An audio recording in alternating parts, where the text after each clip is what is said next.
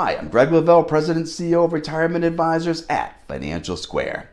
As you might already know, the long-term standing age at which withdrawals from retirement accounts were required to begin, called Required Minimum Distributions, or RMDs, was recently changed to the 2019 Secure Act from 70 and a half to age 72. But because of the Secure Act only partially addressed pressing issues facing retirees and those soon to retire, lawmakers quickly went to work on the Secure 2.0 Act, which is now passed through Congress. Now the age at which RMDs must begin has been raised to 73 starting in 2023 and will begin to bump to 75 in 2033. But how will these new regulations affect you individually?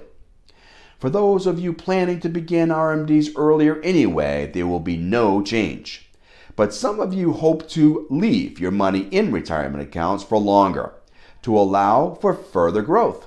So you can now wait until age 73 or 75 if you won't reach that age until next decade.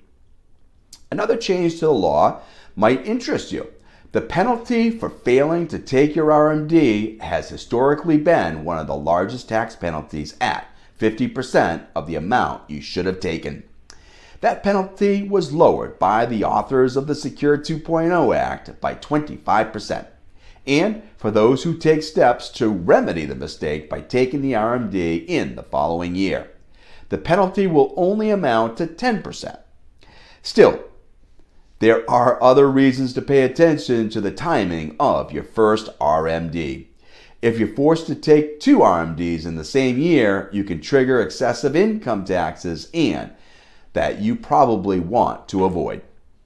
Some people might be able to avoid the penalty altogether by filing Form 5359 with the IRS and explaining the reason for the error.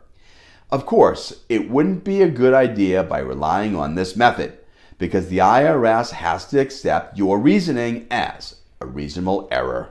Overall, you do have a bit more wiggle room in taking your first RMD, but we will still recommend meeting with us in the year beforehand so that we can help calculate your RMDs correctly to avoid any potential penalties.